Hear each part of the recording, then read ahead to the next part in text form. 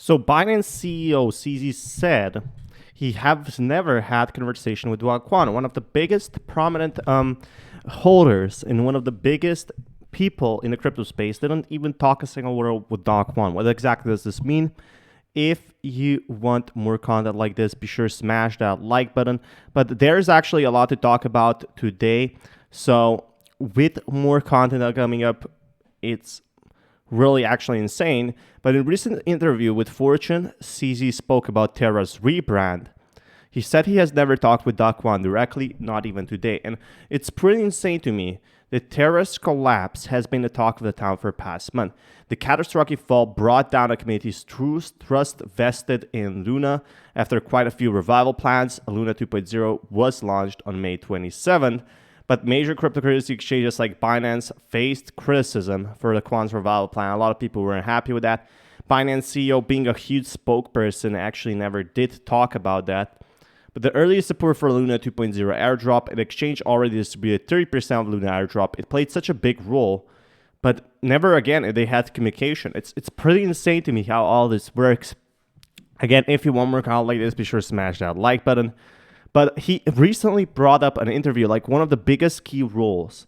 It makes you wonder what is going on with Terra right now. Like, you need to work with Binance, right? And if you work with Binance, you have one of the biggest advantages. You have the biggest exchange backing you up. However, the Kwon didn't speak a word with CZ. And that's what really bothers me.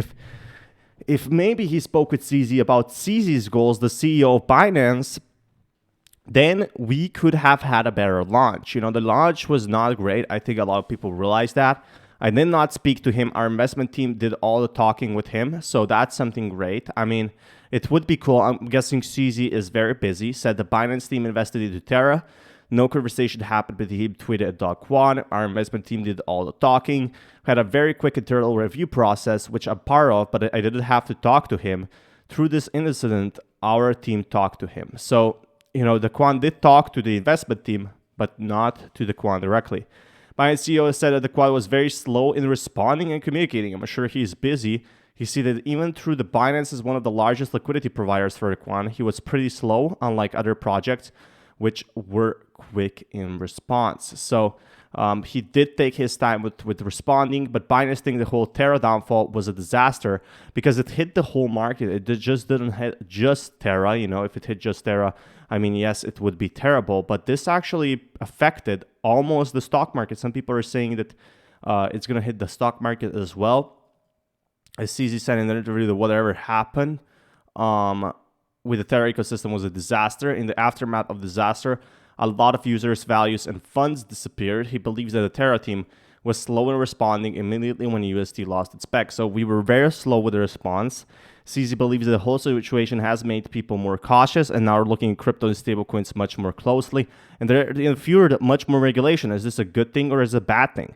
Personally, I think the thing is for worse because, if we have taken the natural course, slowly over time, crypto would be less regulated, less restricted. Now, after this $40 million or whatever, up to $44 million disaster, it's not good. It's really not good at this point. And, it just tells you that crypto is still super early when someone can take 40 million out of that and crash a $17 billion token. But that's for another video. It just tells you that CZ is working his best and Binance is working their best. But if you want more content like this, be sure to smash that like button. Keep you guys updated with more news. Until next time, peace everyone.